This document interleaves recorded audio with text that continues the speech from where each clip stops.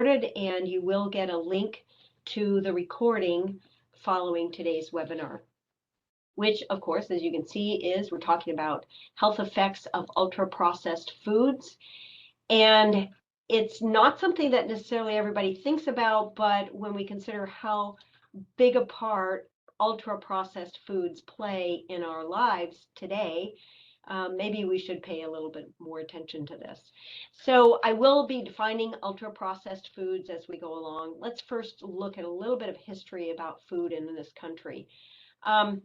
Definitions of wholesome, as you see here, and nutrition have changed over the years. And so you can see this is an ad that was from 1917, and during World War I, it became very clear to the US government and other nations that food instability was a huge problem, and just distributing the food and making sure people had enough food was a big concern. And so it was determined that getting enough was the main consideration in terms of nutrition. So that single nutrient focus that we saw early on in nutrition worldwide is probably what led to ads like this. This is from 1977, and Florence Henderson, some of you are old enough to have seen these ads, was talking about how great Tang is, and particularly how great it is for her children. It's so nutritious, right? But because we put a lot of vitamin C in something, we know now doesn't necessarily make it highly nutritious. And then we have Fruit Loops, good source of 9 vitamins and minerals, they point out right on the package. This is an older box. I don't think that they have that today.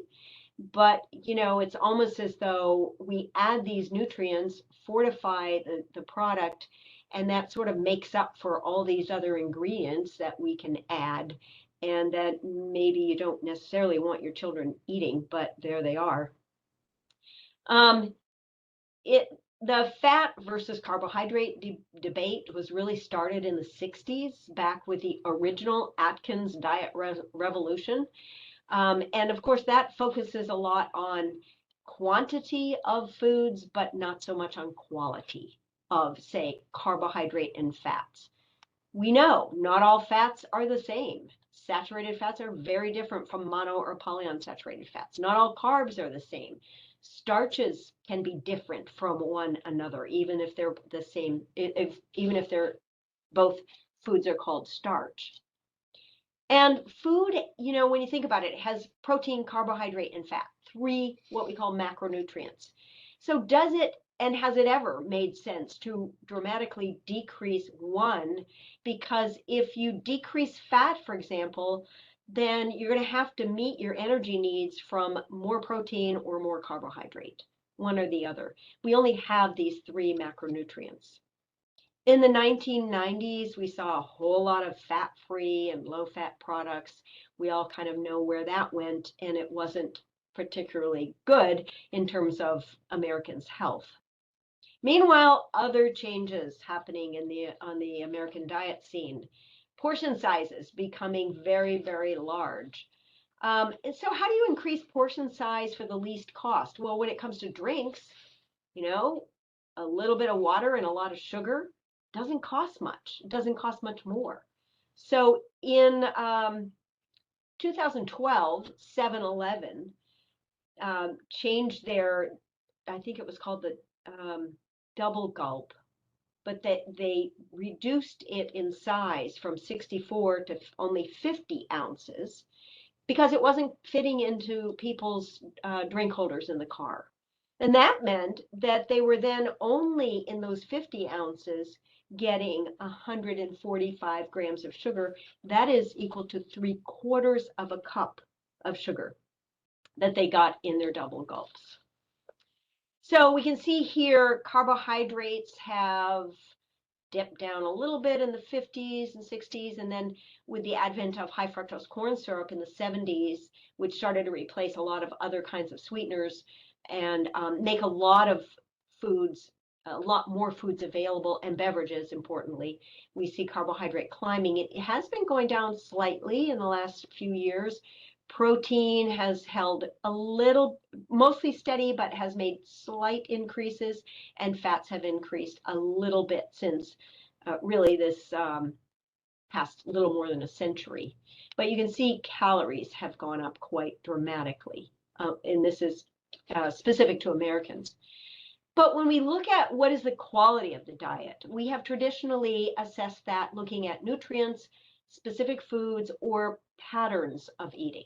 So when we look at nutrients, we're concerned about getting too much of certain nutrients like sodium, saturated fat, trans fats, or carbohydrate, or we're concerned about getting enough of vitamins, minerals, or of the macronutrients, mostly protein is our concern. Specific foods, we want to make sure you're getting enough of certain foods and not too much of other foods. And then there are dietary patterns. These are examples of the DASH diet, Mediterranean diet are two types of eating patterns. The Healthy Eating Index and the alternative HEI are ways of measuring adherence to healthy ways of eating as we understand them. And then, of course, there is the Western dietary pattern, which is a way of eating, a dietary pattern. There's also a way to score that and evaluate it. So we've never before recent years considered food processing or degree of processing when we look at diet quality. So until recently, industrial processing has been neglected in epidemiological and experimental studies. And in 2009, NOVA, which is an organization down in Brazil, created this classification process for categorizing foods based on how much processing they had gone through. Now, there are at least 3 or 4 other classification systems out there too, but NOVA is the one that has been used most extensively in research. And the fact that we have this system now means we can do research looking at comparisons between people who eat more of or less of highly processed foods. So this is the classification system. Group 1, minimally processed or unprocessed foods, MPF, minimally processed foods. Group 2, and this is substances extracted from these foods or from nature. So we take fats or oils or sugars and so on from minimally processed foods. Group 3, processed foods made by adding these processed culinary ingredients to minimally processed foods. But group 4 is what we refer to as ultra processed foods. And they are ingredient formulations, and as it says, mostly of exclusive industrial use that result from a bunch of industrial processes, many requiring sophisticated equipment and technology. What this means is an ultra-processed food is almost guaranteed to be something you cannot make in your home kitchen. So examples, group 1 versus group 4. These are, we can recognize them as fruit, mango. These are actually not fruit, and they are a bunch of chemicals put together to form fake fruit flavored products. The ultra-processed products that we see down here are not variants of the foods or this meal above. They're formulated from industrial ingredients and contain little or no intact foods. That's ultra-processed. So now let me give you an example of some research that's been done. This was a systematic research review, 43 studies looking at ultra-processed food exposure.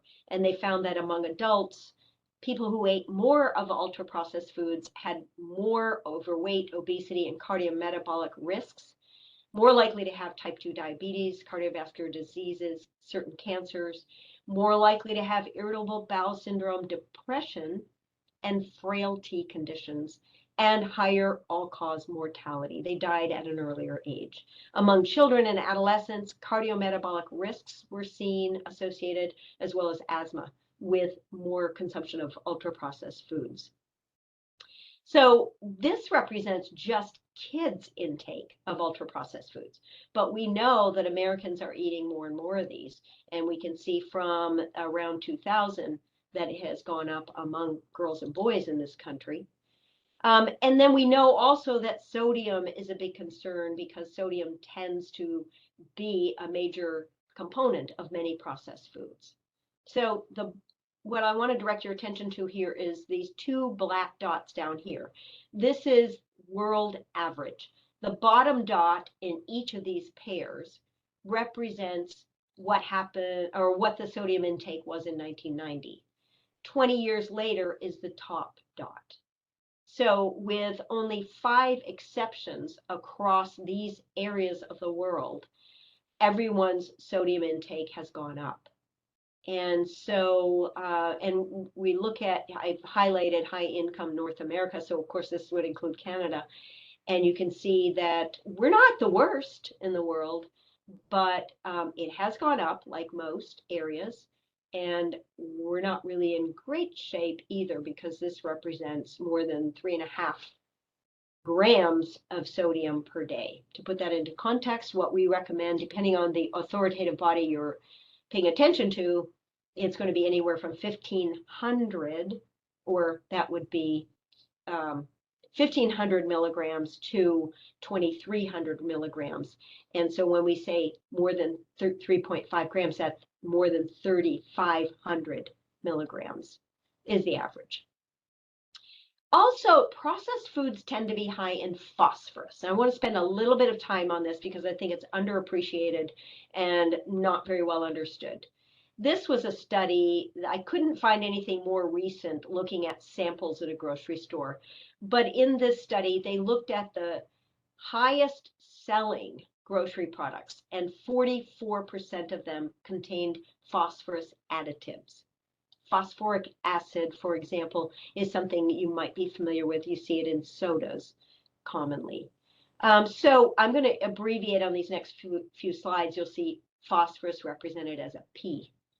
So that same study, foods with those phosphorus additives average 67 milligrams of phosphorus per 100 grams more than matched non-additive containing foods. They tried to get a food that is as close as they could to this kind of a counterpart to this highly processed food.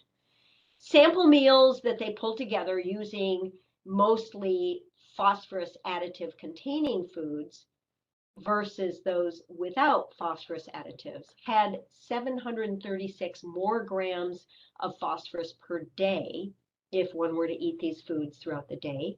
Now, to put that into context, the phosphorus recommended dietary allowance is 700 milligrams for adults. So that's just how much more phosphorus was in the foods. And let me just mention, phosphorus is very abundant in a normal diet of plain real foods. Phosphorus additive-free meals cost $2 more per day, unfortunately. So this is something we're aware of. The highly processed foods are cheap to produce. They can have a fairly cheap cost at the grocery store for consumers. And so they're, pretty enticing in that way. So concerns about our health related to phosphorus, 25-year follow-up of 2 large data sets showed high normal serum phosphorus levels doubled the risk of developing either chronic kidney disease, it was just over double for that, just under 2 times as high a risk for end-stage renal disease when people ate a lot of high phosphorus foods.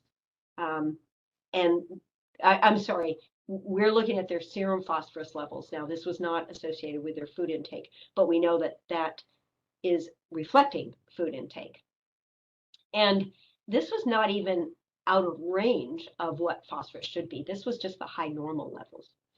So possible mechanisms, more phosphate going through the kidneys, creating microcalcification of the tubules in the kidney, and then possibly phosphorus creating arteriosclerosis throughout the vessels in the body. This is a very busy slide. I want to just draw your attention to a few things. It was a prospective cohort study, and you can see 14,679 people. These were all at baseline free of chronic kidney disease.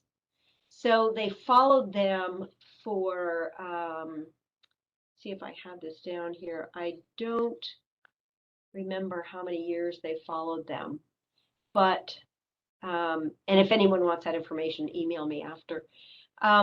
Also, you looked at it, they looked at the highest intake of ultra processed foods, which of course they could measure now using our classification system. And so the highest 25% were getting about 8.5 servings per day, whereas the lowest 25% got about 3.5 servings per day. The top contributors were those sugar sweetened beverages and then ultra processed meats. And 24% higher risk of chronic kidney disease for those who are in that highest versus the lowest quartiles. Well, 15% of Americans have chronic kidney disease, so this is not insignificant. And if our rates of ultra-processed foods continue to rise, we're probably going to see more of this. Independent association between serum phosphorus levels and kidney failure and mortality among people with chronic kidney disease, but who were not on dialysis. And then all-cause mortality, these were just individuals who consumed more than 1,400, that's double the RDA, of phosphorus. Those were people who didn't necessarily have chronic kidney disease. So daily phosphorus intake has gone up. I'm sorry, if you look at 1998 to 94, total phosphorus has gone up, but added phosphorus has gone down a little bit. And more demand for foods with fewer additives may have played a role in this. And then we also are not sure that we had really great databases, like we really knew how to measure phosphorus and had reliable data in those earlier years. But nonetheless, we still have a lot of phosphorus in our foods and a lot that is added to our foods. And here's why that matters, the difference between what's naturally found as phosphorus in foods versus what's added.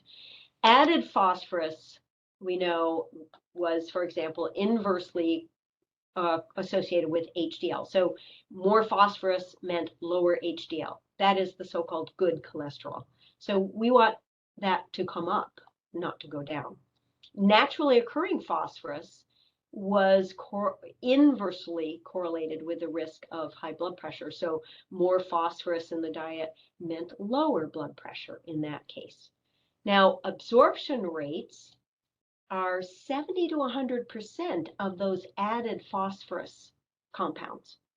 But if they're natural phosphorus, you only get an absorption rate of 20 to 50%. So at best, you're only getting half of it absorbed into the body. And then if you have phosphorus from animal sources, 40 to 60%. Either way, either plant or animal sources of phosphorus is a much lower absorption rate. So any phosphorus that's eaten from the additives contributes to a much higher phosphorus level load in the body. So moving on to talk about carbohydrates a little bit. This is glucose, and you can see if you string glucose together, you get starch. This is one type of starch. This is another type of starch. And fiber also is basically starch that has some other components added to it that make it not absorbable by humans. So sugar is the simple short form of carbohydrate, and it is comprised of one or two of those glucose molecules, for example. As soon as sugar hits your tongue, we have enzymes in the mouth that start to digest or break it down. And then that breakdown of sugar is completed in the small intestine, and it becomes absorbed as a carbohydrate that raises blood sugars and then is used for a series or a number of other processes in the body. So we can see the blue line here represents refined cane sugar and beet sugars. We rely on much less on that since the 70s when total corn sweeteners started to rise you can see our sugar intake has actually gone down a little bit in the last few years. Um, so this is probably good news, but it's already at such a high level that we can't say it's great news.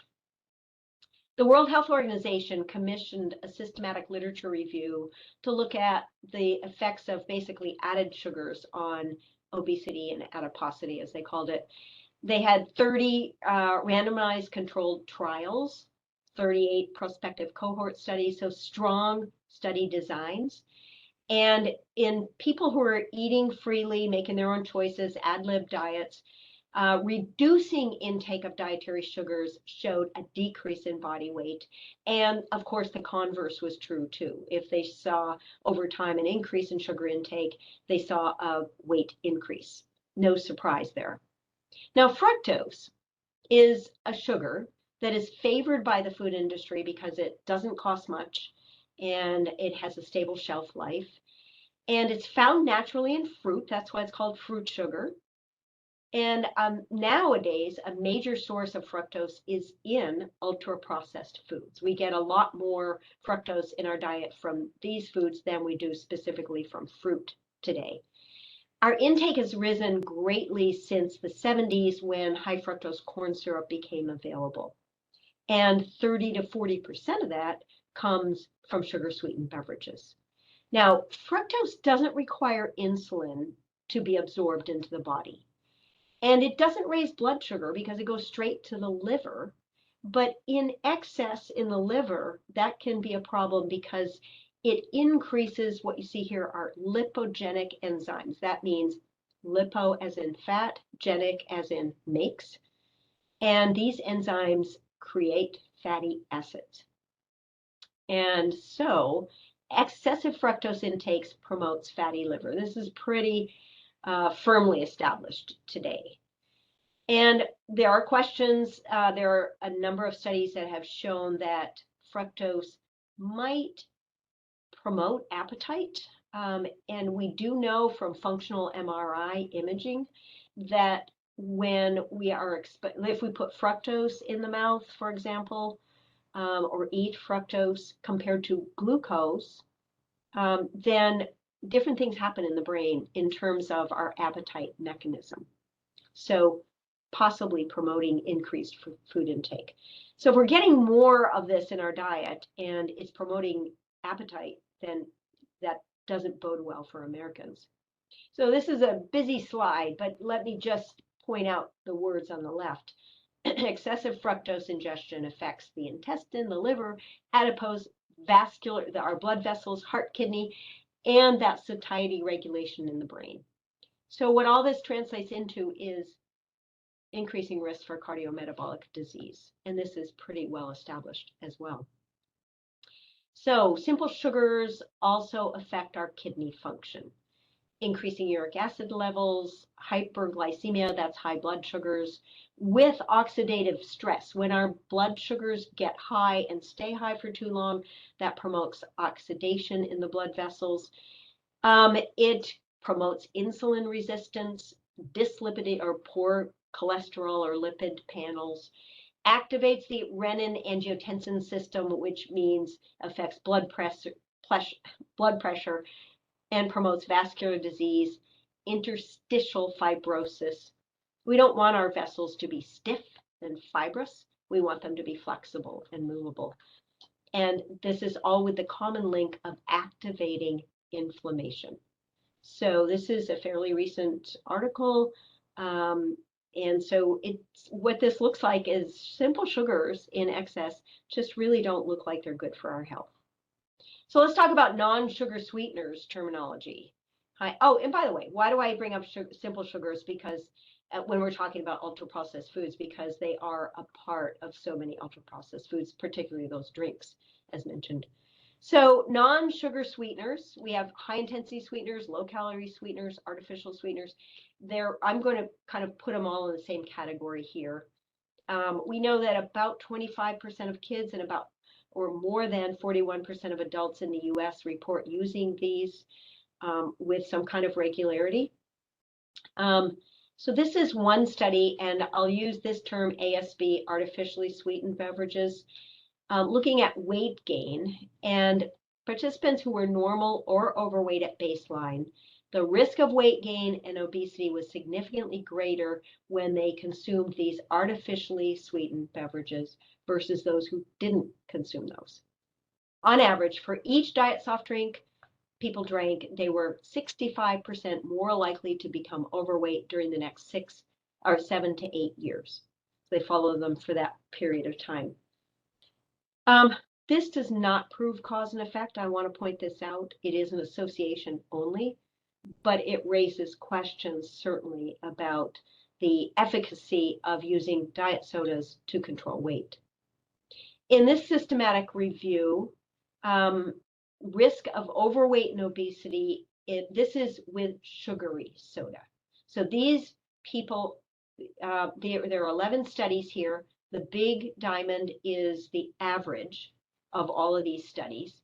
And this is no increased risk compared to people who don't drink sugary soda. And you can see here, this is an increased risk. It's a small increase. It's about 1.2 increased risk of becoming overweight or obese.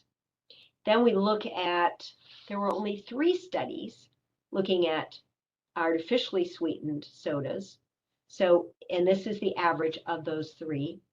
And this was a bigger risk, 1.59, compared to those who were drinking sugary sodas at 1.2. So it doesn't seem like either one is going to be a good choice to do consistently if you want to control your weight. So it's been observed that people who consume diet sodas or regular sodas, it actually doesn't matter, but both increase the risk of metabolic syndrome, and that is diabetes or out of control blood sugars, increasing weight, poor blood pressure, and hyperlipidemias or cholesterol levels that are not in a good range. So these studies, I've got 5 or 6 of them listed here, and they show increased risk of 17% on the low side up to 100% increased risk. So, and again, it doesn't matter if it's artificially sweetened or regular soda. In studies that evaluated sugar sweetened beverages, the risk was similar to that of artificially sweetened. So do non-sugar sweeteners contribute to carbohydrate dysregulation? Is that what we're seeing when we see people who drink diet sodas increase risk for developing diabetes? Well, you know, this is the theory. This is a working theory. The brain tastes or perceives a sweet taste, and that means something to the brain. And what it means is we have sugar on board. This triggers a process of carbohydrate metabolism. But then the body actually perceives no carbohydrate, no calories are coming in here. And so artificial sweeteners may actually degrade the ability of sweet taste, which has traditionally been a reliable source to the brain of information to say we need to gear up for carbohydrate digestion and absorption, carbohydrate metabolism. So are we actually causing sort of a malfunction in our carbohydrate metabolism because we're trying to fool the brain? Let's look at starch. Another common component of many ultra-processed foods. Nothing wrong with starch. Our brain actually likes a constant supply of glucose, including starch. Starch is made up of glucose molecules that are strung together, and you can see they can be very, very long chains of glucose. And our gut enzymes break down the bonds into those individual single glucose units. Now, glucose itself, and I mentioned this earlier about sugar, it's absorbed in the small intestine, but glucose itself, when it comes in by itself or is already broken down, it's absorbed in the upper part of the small intestine. Starch remnants, and especially those that are attached to fiber still, are absorbed further down in the small intestine. And that presence of glucose further down in the small intestine stimulates GLP-1, an important digestive hormone. And it's important because it promotes satiety. Some people are familiar with the term GLP-1 because we are hearing a lot about the incretins that are diabetes medications now used for weight management as well. So starch, you saw these two types of molecules earlier, amylopectin or amylose. Now, amylose, this one right here, is helical, kind of like DNA. It goes in a spiral, and so that means it's densely packed. It's harder for the enzymes to get into all those areas of bonds between those individual glucose units. So this is slower to digest. So there are inherent differences in the amount of types of starch in different foods. So if you want a slower digesting carbohydrate, which is going to be better for you, then you probably want to choose a food that has relatively more amylose in it, so a long grain rice versus a medium or short grain rice. So higher proportion of amylose means a lower glycemic response. And you can see here, different rice types have different types of glycemic response. And what I mean by glycemic response or index, that's just how much that food raises your blood sugar after eating it. And you can have the sweet rice used in sushi. It's a high glycemic food, but it's amazing to see that you actually have three types of rice here that are pretty low glycemic. And those would be the ones I would recommend we lean toward. So the processing of starch also helps to change how our body metabolizes that food. Grain kernels are ground, and then if we're trying to strip it into white flour instead of whole grain, the bran and the germ are stripped away.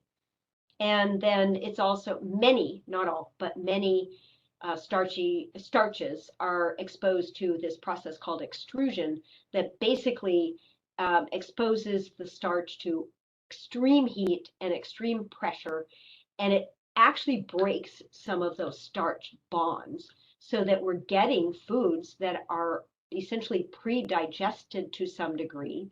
And of course, that allows the food industry to give us things like Cheetos and flakes and puffed starchy foods. So starch is also a delivery device. And of course, we wouldn't want to eat just plain starch and flour. I mean, flour and water, and just starch, and that's like paste, right? But if we add fat, salt, and or sugar, we often get what we call hyperpalatable foods. And breaking it apart, hyper means a lot, palatable means tastes good. So these are the foods we really like. So the food industry looks for what they call the bliss point, which is it doesn't get better than this. And they're looking for maximizing pleasure in not just the taste, but how it feels, the texture of the food, sensory feedback like the crunch of potato chips, for example. And we all know that bet you can't eat just one. And that's because when we eat something that has these hyperpalatable ingredients, sugar, fat, and or salt, it hits that reward center in the brain and we say, yeah, that tastes great. Let's do it again. So this does sell food. It's highly effective. We know that animals work for foods that are high in sugar, fat, and or salt, whether they're hungry or not. And so do we. So hyperpalatable food ingredients do promote appetite.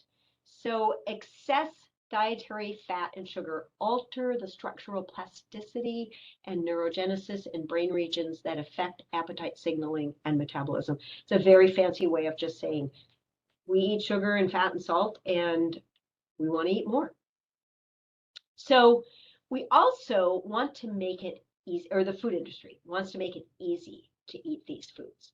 And the perfect food is that potato chip because you get this fabulous crunch, which researchers in the food industry actually measure. They actually put microphones by people's jaws to hear how loud a crunch. I mean, and let's face it, it is satisfying when you crunch into something. But then what happens to a potato chip? It just melts. It just goes away. And it's very easy to eat and to keep eating. You know, if you think about eating um, a cup, let's say a full 8-ounce cup of raw carrots, you're going to get a lot of crunch, but you're going to really feel like you're working to get through those. No work in the potato chips. And that's ideal for the food industry to sell more. So I mentioned incretin hormones, GLP-1. I mentioned that one. And GIP is another one the two of these are in only one medication currently, but there are a number of medications that use GLP-1 to help control blood sugar levels. And what was discovered after using these meds in patients with diabetes is that, wow, it really tamps down their appetite too. So GIP is released from the upper small intestine. It promotes insulin release, so that's good if you have problems with glycemic control, insulin related. It may promote fat storage. We don't really know. I would say, from what I've seen, animal studies suggest that. But GLP-1, the one that is used in all of these medications, is released in the lower small intestine. And when I say released from, if you're taking a pill, you're getting it all right there, right? You know, we're not concerned about what's released naturally, but I'm talking about in response to food.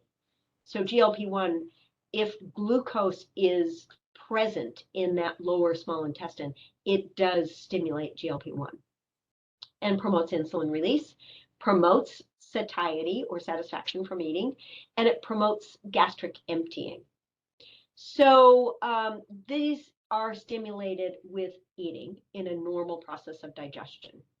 So if we eat slow carbohydrates, like vegetables that come with a lot of fiber and they require chewing, I want to just point out here that independent of what happens locally in the gut, that chewing sends a signal to the brain that says we're eating now.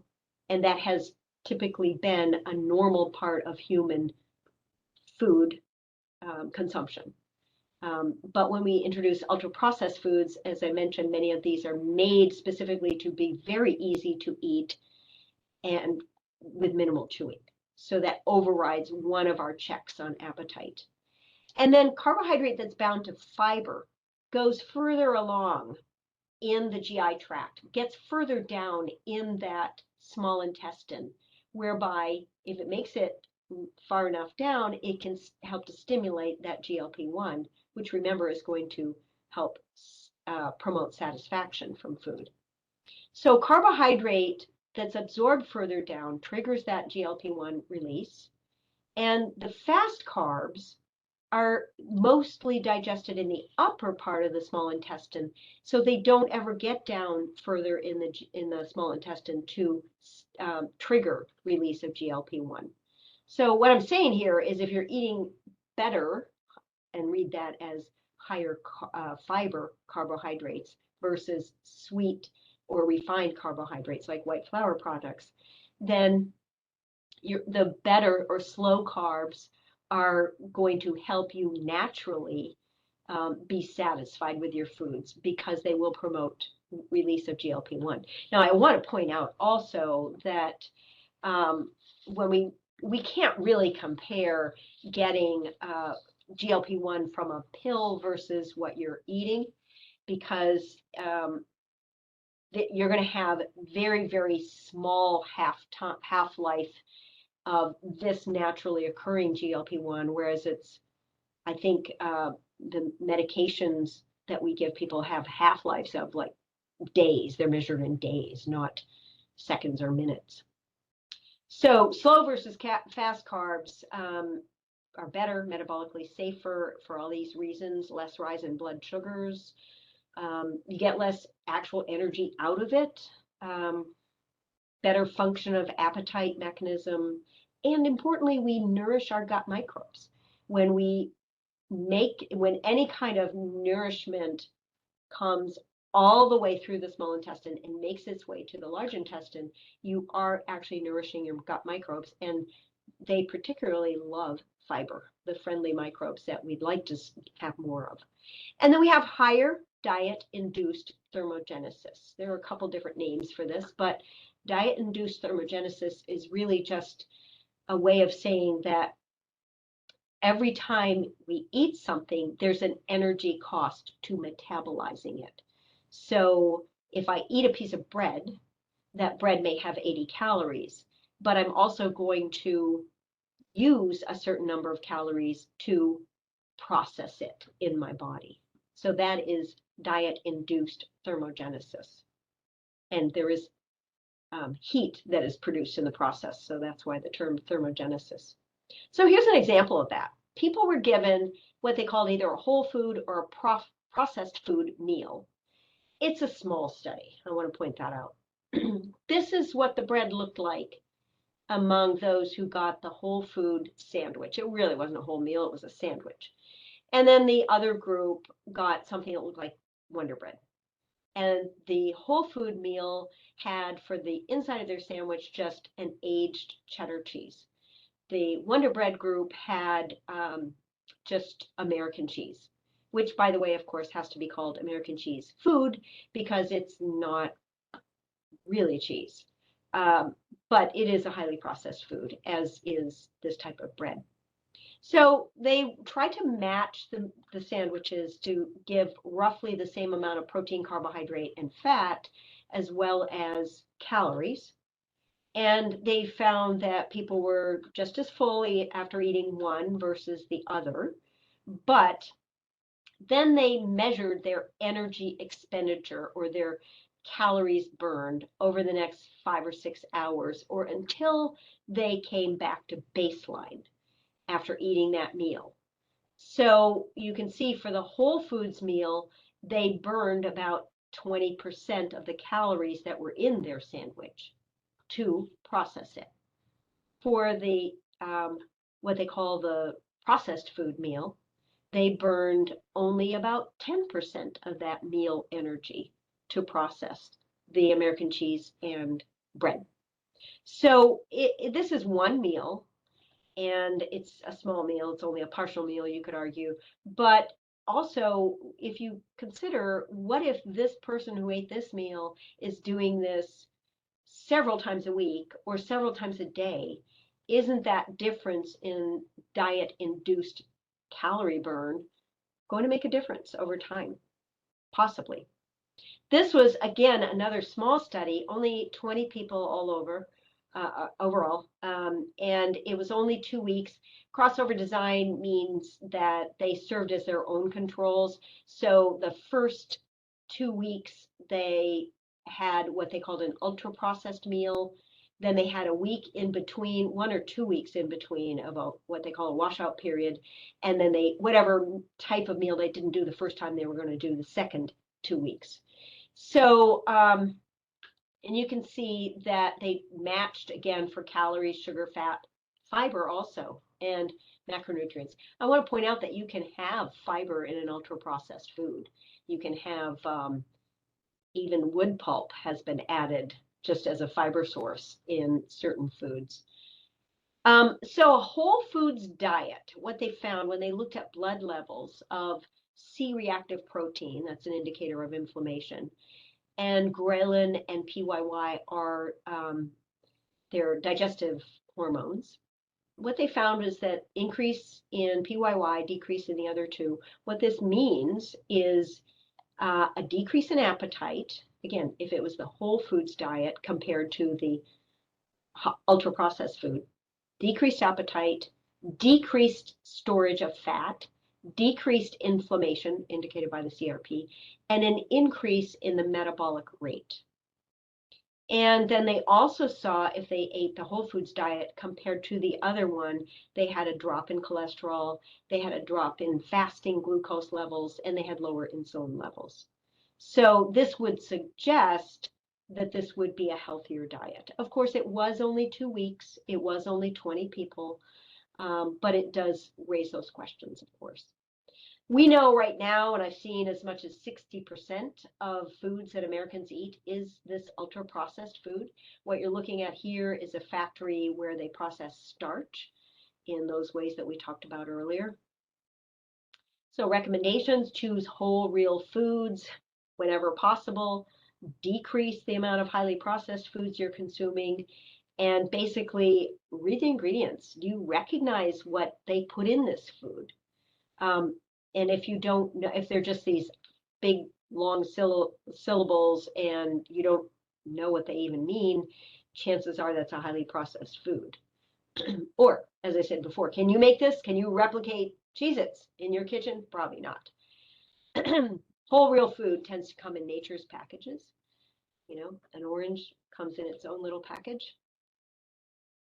I want to point out here also to distinguish between processing and ultra processing, because frozen vegetables are processed, but I would argue they're a very, very healthy food for us. They're very different from frozen meals, which may have many, many of those ingredients you don't recognize. Smoothies that you make at home, you control the ingredients of, compared to those you're buying out, which are often not made with whole, real fruit, but fruit extracts or flavors and artificial flavors potentially. So that they're very different. But a smoothie you make at home, you're doing your own processing. Meat that is cooked in your kitchen versus deli meat or what we call processed meats.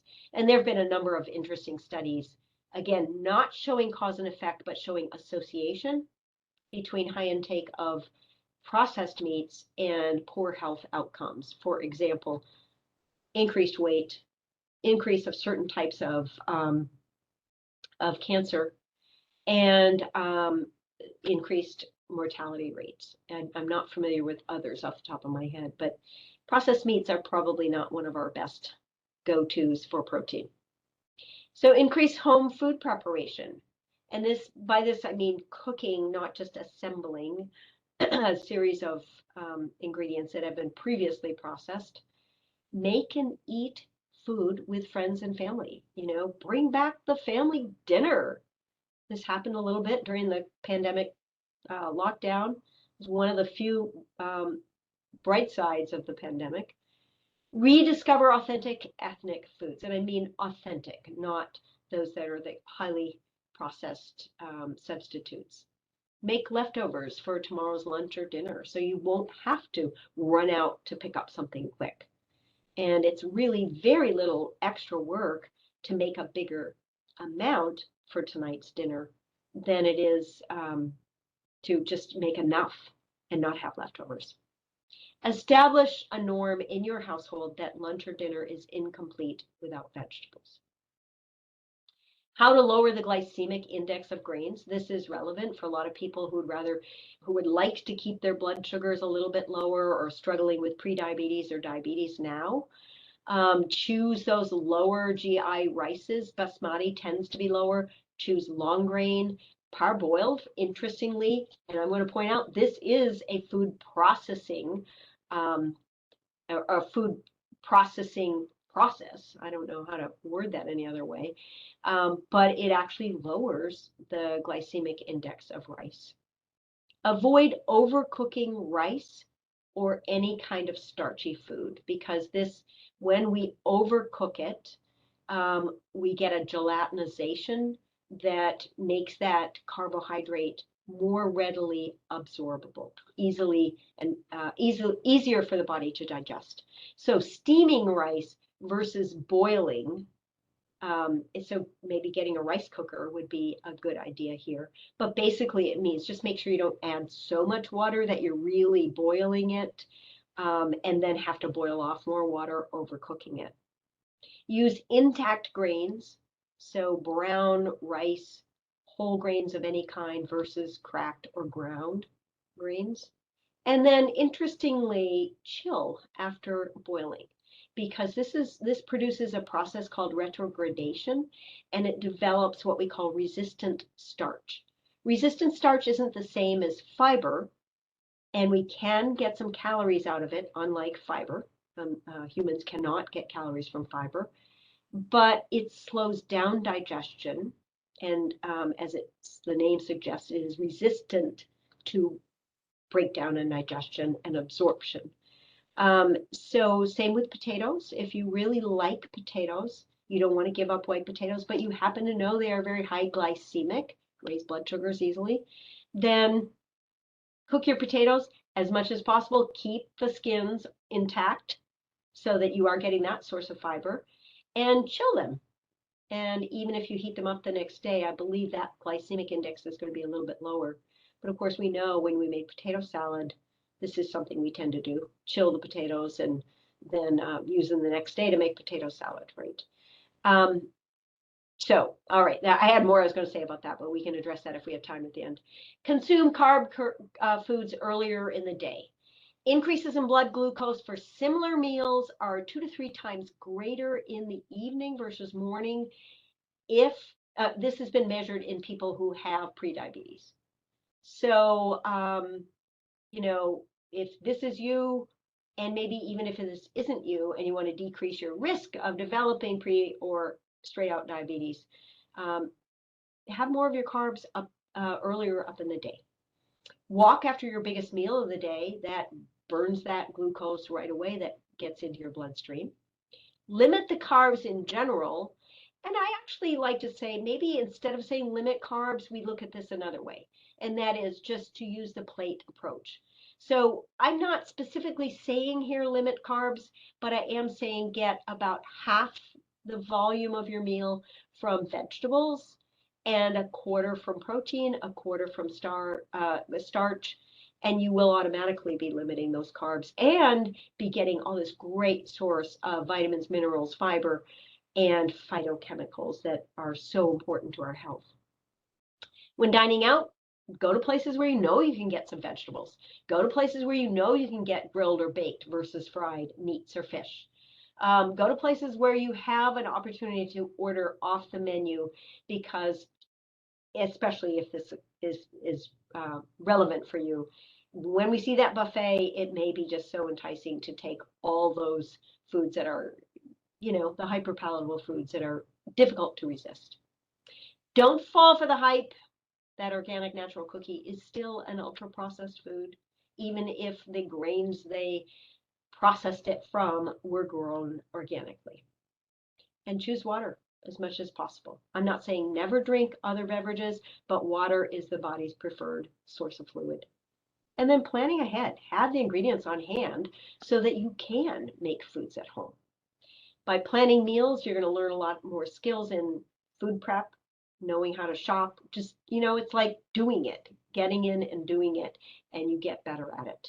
You will also learn some new taste preferences, which means it gets easier to make the choices. You will eat more of those foods you would like to like.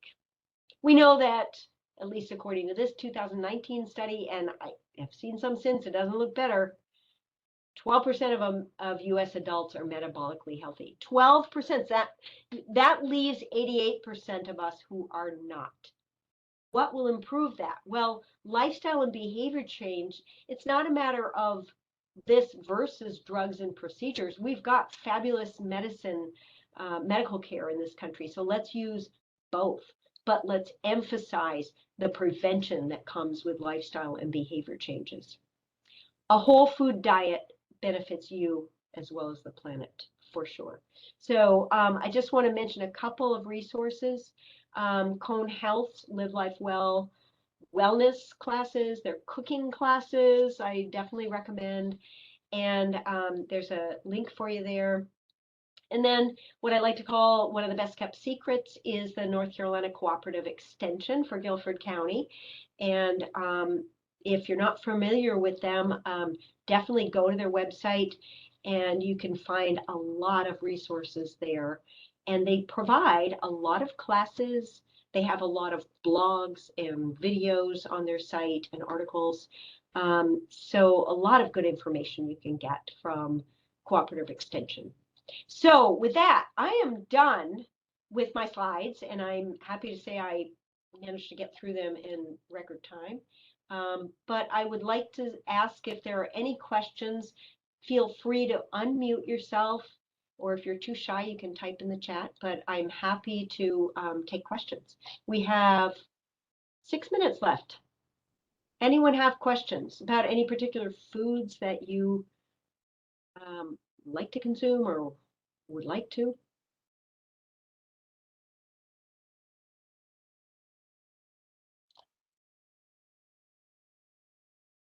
Is the NOVA classification included on packaging? Absolutely not. Wouldn't that be nice?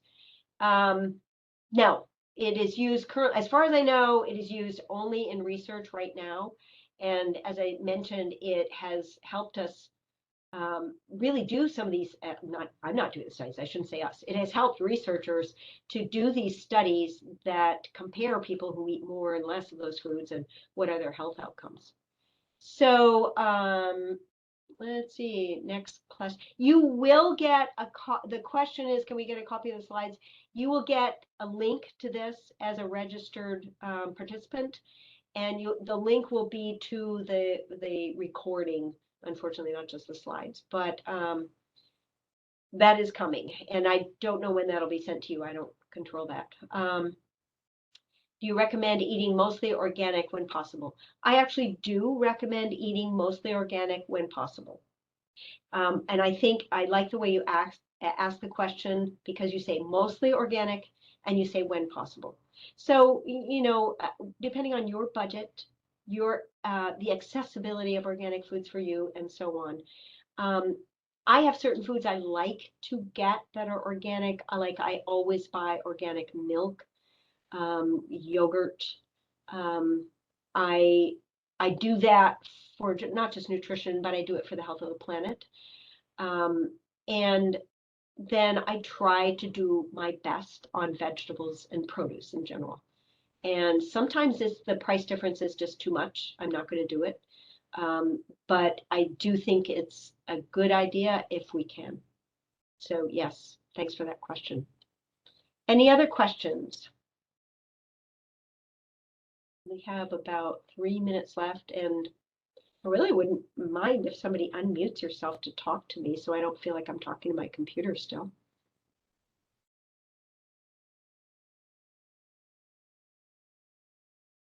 I don't see any questions coming up.